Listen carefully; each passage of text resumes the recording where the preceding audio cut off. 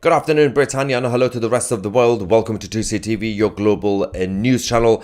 I'm Maya 2C, and this is your latest news update from the UK. Well, the occupied capital of the United Kingdom, London continues to go through a turmoil on a regular basis, especially across the university campuses.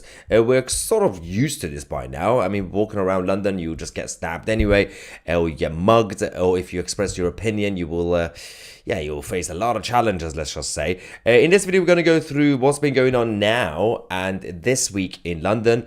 Also, I just realized my charger is lost and this is going to go off any moment. Hang on, what's going on? You know what? I'm going to gamble. I'm going to risk it. How much charge do we have? Yeah, let's see how many minutes I can go before this completely shuts down. All right, ladies and gentlemen, before we start, as you guys know, towards the end of this week, this Sunday, 9 p.m. UK time, we are releasing our latest documentary on 2C TV Plus exclusively called Groomed, led by Sammy Woodhouse, featuring Rupert Lowe, obviously Reform UK MP. If you want to watch that, you have to go on 2C.tv and you can actually use the promo code DOC10 to get 10% off annual memberships by going on 2c.tv. Use the promo code now and obviously watch that and all the other documentaries that we have. All right, so London style. What's going on now? So over the last few months, we have seen the rise of more vocal, more public, more confident voices of the far left and the Islamists. You guys have already been seeing, even in the last few days and weeks, a lot of clashes across the university campuses, from King's College, even Imperial, that used to be relatively not that left-wing, and LSE and all the other places. The police have been doing a crackdown, especially those who are publicly supporting Hamas and Hezbollah.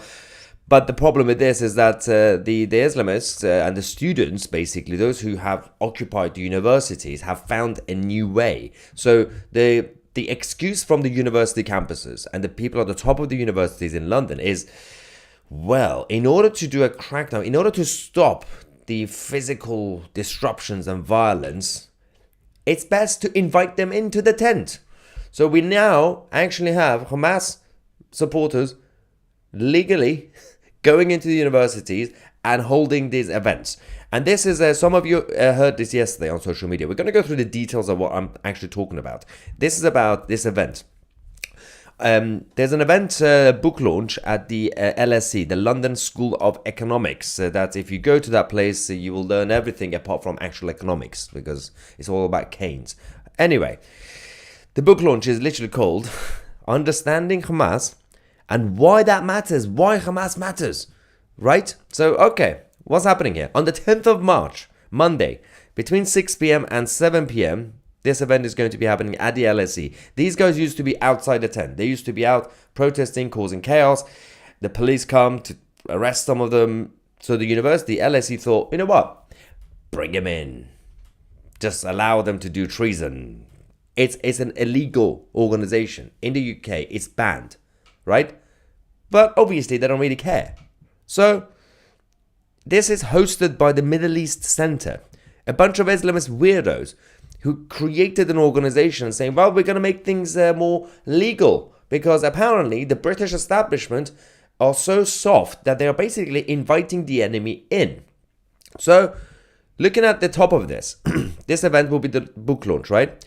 Co-edited by Helena Koban, Rami Khouri, and published by OR Books. So it is claimed in the book that across the Western mainstream discourse, the Palestinian resistance movement, Hamas, has been subjected to intense vilification, branding it as terrorists, with its demonizing, intensifying after the events in southern Israel on the 7th of October 2023. How dare you vilify a bunch of terrorists?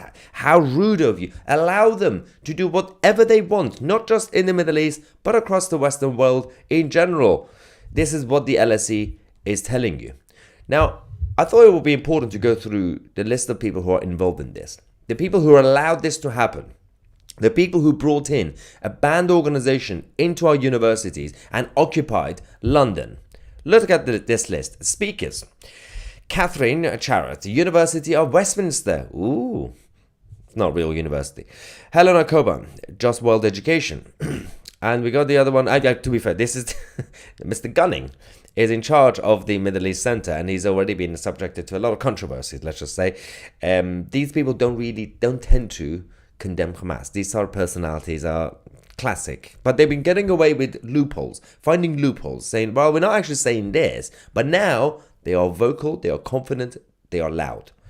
And a couple of others as well, including Rabbani and Mason, who's also the chair from the Middle East Center. Now, this is where it gets really dodgy.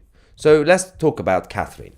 She's a senior lecturer in international relations at the University of Westminster. Catherine's research interests include anti-colonial and anti-imperial perspectives on sovereignty and diplomacy. Catherine's doctoral research completed at Aberystwyth University between 2010 and 2014 was on EU-Hamas diplomacy following the 2006 Palestinian legislative elections.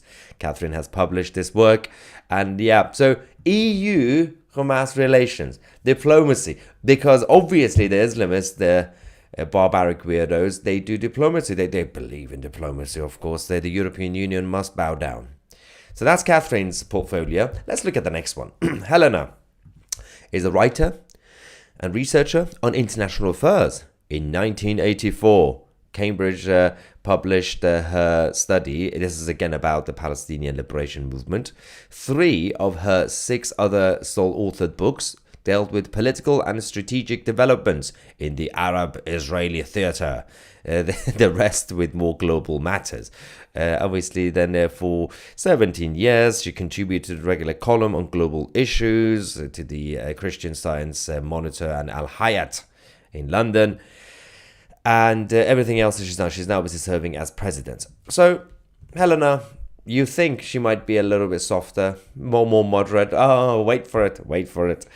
Gunning is a visiting professor at the LSE Middle East Center and professor of Middle Eastern politics and conflict studies in the Department of Political Economy and at the Institute of the Middle East Studies at King's College London. These are such long titles. He's one of the founders of the field of critical terrorism studies. Critical terrorism studies, guys. Not your wishy-washy, critical, right? It's very important to learn how to do it. As taught and advised both policy matters makers and civil society organizations, basically a bunch of left-wing organizations. Okay, that's that one. Rabbani and Mason. Okay, Maureen Rabbani is the co-editor of, Jadalia. Is managing editor of the Journal of Peace Building and Development and a former senior analyst on Israel-Palestine for the International Crisis Group. Now, Mason is the director of the Middle East Center at the LSE. He is also a professor of environmental geography in the Department of Geography and Environment. Very original titles, by the way. An associate at the Grantham Research Institute for Climate Change. Of course, climate change has to get into this. Why not? And he's interested in ecological politics and governance as applied to questions of accountability, security, and sovereignty. Ladies and gentlemen, the credentials. These people are so credible. The authority is so important. If these people say Islam is fine, you have to listen to them, apparently, right? It gets worse. The LSE are now defending the decision to host the launch of the book event, this book, that says Hamas wrongly was vilified on the 7th of October. So there's all this backlash against the LSE for doing this, right? For inviting the Islamists into the university to take over the whole thing. And in response, we thought, some of the media are talking about this now. I mean, nothing from the politicians, but a lot of the groups, a lot of the students are kicking up saying, well, can we please not have terrorist supporters in our university? They're occupying it. And the LSE, I thought they're going to make a U-turn. I thought they're going to kick them out. And no, the LSE have defended the Hamas group, saying that, they were wrongly vilified. Come on, guys. They're just freedom fighters. This is London in 2025. Now, the LSE was never actually, shouldn't really count as a proper university anyway. You know the problem with that. And even a few decades ago, economics. It's all about Keynes and Keynesian nonsense, brainwashing kids, and these kids grow up, become civil servants, join the treasury, and print money like there's no tomorrow. That's the fundamental problem with LSE anyway. It's just a left-wing playground. But it's getting worse now. It's now a terrorist playground. They've been occupied, and they say, yeah, this feels good. This is normal. See that meme with the dog drinking tea and the house is on fire, saying, this is fine. Everything is normal. Now, let's go to Koban. Do you remember I mentioned Helena Koban? She was the one who seemed more moderate. Like, okay, her portfolio is not that radical. It's just talking about Palestine, right? Well, her social media feed on X also confirms how she retweeted a post last weekend from the Irish comic Hickey, also, who claimed to have attended the funeral of Hezbollah leader Hassan Nasrallah with all the best freedom fighters. Days earlier, on the 23rd of February, 3 days ago, Koban also retweeted another post from Hickey, which saw him photographed with his so-called hero, Layla Khaled, who took part in the infamous 1969 plane hijacking as a member of the PFLP terror group. So, this credible academic mind of our country is praising people who went to Hassan Nasrallah's funeral. You do realize this should be illegal. This is not really about free speech. This is treason. But you're betraying your country and your academic credentials, whatever that they are, and somehow we are allowing it to happen. And we've been allowing it to happen for years now. The launch event is chaired by Michael Mason, as we said, right? The problem with this, including people like Gunning, days after the October the 7th attack, Gunning said, if you reduce Hamas to a gang of irrational terrorists, you will never understand why this is happening. This was days after the invasion of Israel by Hamas. Now, these people are going around looking like wise lecturers and professors, speaking to our young people, saying, I'm grown up in a room, I'm going to teach you about life, and when you leave university, you are going to be a better person and ready for the real world as an adult. This is what they're teaching our kids. It's embarrassing. He also claimed, Gunning, normal life does not exist in Gaza. Their population are in a de facto open-air prison. Open-air prison in Gaza. Ladies and gentlemen, you know my argument on this. The other side of Gaza, the border is with Egypt, right? Open-air prison. This so-called open-air prison, a lot of times we have shown you guys footage from Gaza before October the 7th, right?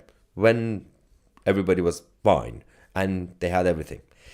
I'm going to show you the latest video that we have just received from Gaza, even now that's been destroyed.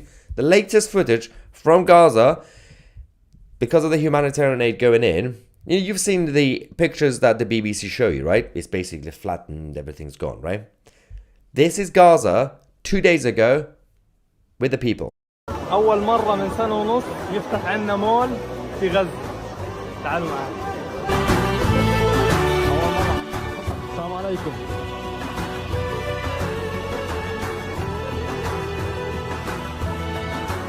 أنت نور الله فجرا جئت بعد أجواء بالثوب أول مرة حل بني آدم. ربنا أعلاك قدرا يا إله. I can assure you the supermarket there in Gaza has more stocks than my local supermarket. They have everything more. Even the bananas, everything. They have more of it than we do in our local Tesco and Waitrose. Okay, so open air prison, right? This is an open air prison. And the Gazans were allowed to go to Israel to study, to work, to get a job because they make more money there. Open air prison. You're allowed to leave your territory. Open air prison. Ah, God. This is the footage we showed you, the supermarkets in Gaza. They were promoting that because this week, because the latest round of international aid that has now entered Gaza. And who let that in? Israel. Israel allowed it to go in. By the way, some of the aid came from the Islamic Republic of Iran in big trucks. I'm not really sure why that wasn't. I hope they were checked properly, but I don't know. I don't know what they were putting in those trucks, but I don't think they were just bananas or milk. So that's Gaza. and the so-called open-air prison. Meanwhile, in Israel, of course, today they're doing a massive memorial for the Bibas family, and obviously the father has been leading this in terms of the eulogy and everything else. A massive crowd in Israel came out. But Prime Minister Netanyahu is at his trial, but he decided to wear an orange tie, obviously to as a tribute to the Bibas family. So, did someone say? Mike says that looks like Manchester, not Gaza. More like Birmingham, though. But yeah, how is my charge doing? Actually, surprisingly, okay, we still have a few % charge left on this device before it goes out. How many minutes can I go without? Okay, I'm really scared. I should really put the. I can't find the charger. Hang on, what's that? I found it. Okay, for those of you who joined late, I had an issue from the beginning of the live stream. I forgot to charge this, and the camera will go off any moment. Hang on, this is gonna be embarrassing. Give me a second. I'm here. I'm still here. I'm talking to you guys. I'm in my open air prison. Hang on. I'm here. Oh dear. Okay, where is? Oh, I can't find a hole. It's not going in. Oh, there we go. I found it. There we go. No, it's not. Okay, it's in. That's what she said. All right, ladies and gentlemen, we're back. Everything's normal. The professional standards on 2CTV. All right, you don't get this sort of content on the BBC, do you? Aaron says, thank you, Aaron, for the super chat. Fuel light bingo and with phone charge. Naughty 2C. Yes. And Hoffman says, afternoon all, I will never surrender regardless. Good. Diana says, so professional. Just left the live stream for like 10 and I couldn't put it in. It's Two-Faced. It's the new thing. It's very tight. Stop it. Stop laughing. All right. AFC Manica says, can't find a hole. Don't tell Daniel. Brilliant. Okay. So where are we with you guys? Oh, yes. Have you seen this? Trump posted an AI version of the Trump Gaza today. I can't put it on here because it's copyrighted apparently. But just go and watch it on, well, if you're on Truth Social, I don't know why you'll be on Truth Social. He's posted it there, but it's already posted on X. It's funny. We know exactly what he's trying to do. It's basically a video of like showing the future of Gaza. He's got Trump Tower, Trump statues, Elon Musk and everybody else. And everybody's having a meltdown, right? Now, the problem with this is that they're taking it way too seriously. They're saying, how dare he? The open air prison that's been flattened. He wants to build a nice place there. I mean, firstly, is there anything wrong with building a nice place after something that's been destroyed? Secondly, so what do you want? Do you prefer this place to just remain like a mess forever, wrecked, right? Secondly, he's not going to put the Trump Tower there. He's trying to provoke. And these idiots on the left, they continue to take the bait. He's trolling you.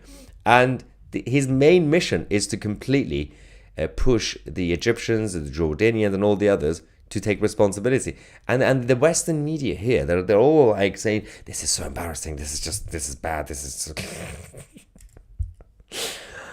I love how Trump trolls the fake news. They're just so easy. So easy. But yeah, if you haven't watched it, definitely go on X and find the video. Just put Trump Gaza. It will come up. Oh, no. It's on Baba News. What's Baba News? Telegram too. Yeah, it's all over X, and probably someone has already posted on YouTube as well. Clark says, way too easy to get them triggered. It's just so... They haven't learned this. So in 2016, I've said this before, I'm repeating myself again. In 2016, when Trump won, one of the main reasons that happened was because, as we always say, the left and the Democrats and the media took him literally, but they didn't take him seriously. But actually, the right and his supporters and Republicans and conservatives, they took him seriously, but they didn't take him literally. You know, when he's trolling, he doesn't actually mean it. Yeah, he's unpredictable. So that's the whole point. And Tina says, Trump open air Sunset Strip. Yes, it'll be fun. I'll go. I'll visit. It's good to take tourism money. That says it was a nice place until the Jews gave it to the Muslims and they blew everything up and built tunnels. That's the thing. I mean, because it still took about almost, well, either 17, 18 years for Hamas to ruin everything. But they didn't like ruin everything because the buildings were already there anyway in Gaza, and they look nice. The problem with that is that it might have looked nice from the outside, but people were not actually receiving any support from their government, from Hamas, and because they were spending all the money on building all the tunnel networks, and you can see the issue with that was that Yahya Sinwar and his wife. I mean, Yahya himself was always very thin because I don't know, he works out a lot, or I don't know what he does. But his wife was not a thin woman, let's just say, because all the food was going into the tunnels. And the problem with the tunnels is, I'm still impressed. Yahya himself was quite fit. Because I'm pretty sure you can't really exercise much in tunnels. I mean, yeah, you might have a treadmill somewhere, or if Israel is coming after you, you're gonna have to keep running through the tunnels. That's why Yahya Sinwar was probably thin, because he was like a rat running around the tunnel networks. Rara says these universities should have security at the door, and if you smell and have greasy hair, you should get sent home. You laugh. So, for those who know, I was born in Iran. As a kid, I came here. But in Iran, so first we had higher standards. That was education and everything else. Despite the Islamic occupation, the schools and everything else respect everything else, the culture. So every morning, as a kid, you go to school, even primary school, at the door, the school will check your fingernails, your hair, your hygiene. Otherwise, you get into trouble. So you had to make sure, and your parents had to make sure, that you're hygienic and you're clean and you're this and you dress well. But yes, why can't we do that for our universities? Do it. Anybody comes in carrying an avocado should be sent back home. Not allowed. Genjo says, Muslim Palestinian Arabs, well, they're not Palestinian Arabs, live peacefully and work in Israel. Yeah, I mean, I wouldn't call them Palestinian Arabs because there's no such thing. But yes, the Arabs and Muslims, yeah. Genjo says, I met a tour group in Vietnam, and they were from Israel, and the Jewish and Palestinian Israelis are on the same tour. Can't make this up. Yeah, yes, yeah. I mean, you go to Tel Aviv, Jaffa, you see a mosque, a synagogue, and a church, all three next to each other. They're all fine. And obviously, I wouldn't call them Palestinian Israelis. I mean, the land itself, because of the Ottoman Empire and mostly the British Empire, started calling the land itself Palestine, but not because there were Muslim Arabs, because you still had the Jews there. But yeah, it doesn't really mean anything. They're the same people. So, Wayne says the Muslims use force, the Christians use business. Who's going to win? Well, the thing is that the Christians, the biggest weapon they have is forgiveness. It's that joke that Jimmy Carr made once. He said, people ask me why I don't make jokes about Islam. Well, I'm not that stupid. I can make about Christians. What are they going to do? Forgive me? It's true, though. All right. Taya says, I am more concerned about the statement made but not highlighted by the so-called Mayor of London. Oh, here we go. He stated that he will be the next leader of Labour and future Prime Minister. It gets worse. The thing about Sadiq Khan, or Sad IQ Khan as I call him, is this man, I think he's got some sort of issue. I don't know, maybe he's got bipolar or something, because one day after he was re-elected the first time, so that's in the second time, so in 2021, whatever it was, he said, I'm very depressed. This job is very depressing. There's a lot of pressure. It's not good for my health, public mental health, my family. And I don't really want to do this, but it's my duty. I'm like, okay, fine. Stop crying about it. You don't have to do it. And then he did it again for the third time as London Mayor. And, he's been saying he wants to be Labour leader and Prime Minister. What are you depressed? Are you sad? Are you energetic? Can you be charismatic? I mean, he's going to be terrible as a candidate. But, I mean, peak Sadiq is gone. if he even had a peak Sadiq at some point, probably around 2016. So, yeah, he does have his ambitions, but he's not the only one. So you also have people like Andy Burnham from the Greater Manchester Mayor, but also the bigger threat for them is Wes Streeting. Now, Wes Streeting is a proper Blairite, although some call him a Brownite, but he's a Blairite, which, you know, is not a proper leftist. I mean, he's still Labour, but he's not a hard left socialist. And I think, yeah, Sadiq Khan will have a tough battle if he wants to become next Labour leader. Also, how is he going to defend his track record as London mayor? So one of the main things that helped Boris Johnson in 2019, when he became Tory leader, his whole Tory leadership election campaign was about the fact that he was a good London mayor. He used his portfolio as London mayor. Look what all this stuff I did, and everyone liked it. It's like, yeah, it's Boris. Yeah, let's take a gamble. Didn't go well, but let's give him a chance. How can Sadiq Khan go to the country and say, so I was London mayor, you know, a big chunk of Londoners are no longer alive today because they all got stabbed, and you know, white people left London. London is now Londonstan. Vote for me, I'll do the same to the country. The thing is, there are enough people who will also still do that anyway. Erica says, nothing has changed in over 20 years. I had to deal with the Islamic fundamentalists, far right, far left, and the missionaries. Missionaries. No one wanted the Jew to be a Jew, either dead or converted. So the thing about this, I mean, especially when you talk about the universities and this video about London. When I was at uni, which was about 500 years ago, in Manchester, and Manchester is very political, as you know, in terms of the students. Big student city, everybody's left wing. We had the far left, the Socialist Workers' Party, and they were the ones in charge of organizing the protests against the Tory government, the tuition fees. This is, what was it? I was at uni around 2009, right? 2009, 2010, then they started against the Tory government. We had Islamic fundamentalist groups at university, but even the far left were not really hanging out with them at the time. So you still had some of them. You had the Jeremy Corbyn types, people, left wingers, who were like, yeah, what's this Palestine thing? Oh, is it Haribo? Is it a sweet? But apart from that, nobody took him seriously.